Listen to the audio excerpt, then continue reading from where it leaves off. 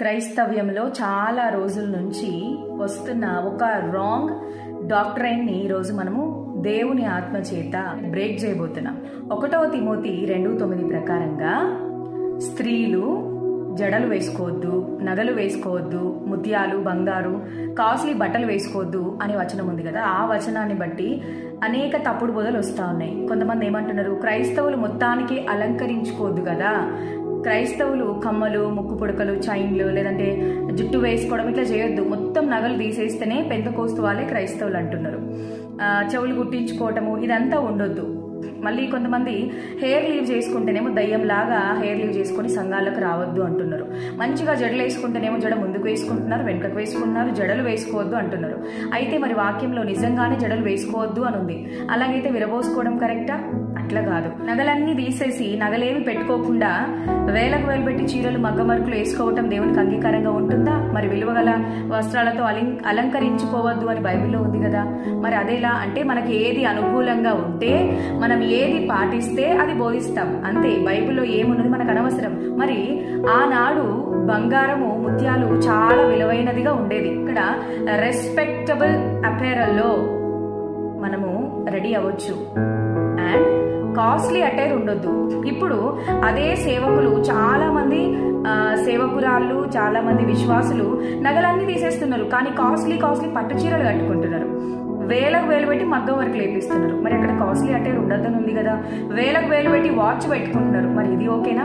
కమ్మలు పెట్టుకోరు, చైన్లు వేసుకోరు, జడలు వేసుకోరు, హెయిర్ లీవ్ చేసుకోరు, కానీ ఏం చేస్తారు? కాస్ట్లీ బట్టలు ధరించుకుంటారు. అక్కడ ఏముంది అంటే, బేసిక్ గా ఆ వచనం యొక్క అర్థం ఏంటి అంటే, మిగుల వెల అయినది మన శరీరం మీద ఉన్నప్పుడు దాని మీదే మన ధ్యాస ఉంటుంది, దేవుడి మీద కంటే ఎక్కువ.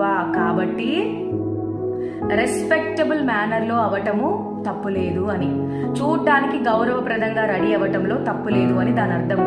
నగలు తీసేస్తేనే క్రైస్తవులు, పెంతెకోస్తు వాళ్ళే క్రైస్తవులు, నగలు తీసేసి ఇష్టానుసారంగా నెట్టెడ్ శారీస్ కూడా కట్టుకొని శరీరం అంతా షో అయ్యేలాగా అది కాదండి. చర్మాన్ని ప్రదర్శించకుండా నీ శరీరాన్ని బట్టి ఇతరులలో కామపు కోరికలు కలిగించకుండా ఒక మోడెస్ట్ అపేరల్లో, ఒక మోడెస్టీతో, తగుమాత్రపు వస్త్రాలంకరణతో మనం అలంకరించుకోవటం అది తప్పుగా, పాపముగా ఉండదు. బైబిల్ అంతట్లో చూస్తే వస్త్రాల గురించి, ముక్కు పోగుల గురించి, చెవి కమ్మల గురించి, చైన్స్, కడియాలు ఇవన్నీ ఉంటాయి, ఇవన్నీ ఉన్నాయి. ఒకప్పుడు ధరించే వాళ్ళు, అందుకే గర్వం వచ్చింది, అందుకే ఇక్కడ తీసేయమన్నాడు. దాని అర్థం అది కాదు. దాని అర్థం ఏంటి? వెళ్ళగలిగిన వాటిని ధరించుకుంటే దాని మీదే మనసు ఉంటుంది. ఇప్పుడు నేనున్నాను, ఒక 3 తులాల చైన్ వేసుకొని నా ఆరాధనకు వెళ్తే, బంగారు చైన్ వేసుకొని వెళ్తే, నా ధ్యాస అంతా, నా పక్కనున్న వాళ్ళ ధ్యాస అంతా కూడా నా చైన్ మీదనే ఉంటుంది. సో అది మ్యాటర్. ఆ రోజుల్లో ముత్యాలు చాలా విలువ కలిగినవిగా ఉండేవి. ఇప్పుడు అన్ని ప్లాస్టిక్ ముత్యాలు, అంత విలువైనవి కాదు. సో అప్పటి పరిస్థితి వేరు, ఇప్పటి పరిస్థితి వేరు. ఆ వాక్యం యొక్క అర్థం వేరు. మొత్తం నగలన్నీ తీసేస్తేనే పెంతెకోస్తు వాళ్ళే క్రైస్తవులు కాదు. సో ఈ రోజు నుంచి తగుమాత్రపు అలంకరణతో దైవ భక్తి కలిగిన స్త్రీల వలె సత్క్రియలను అలంకరించుకొని మనము జీవిద్దాం.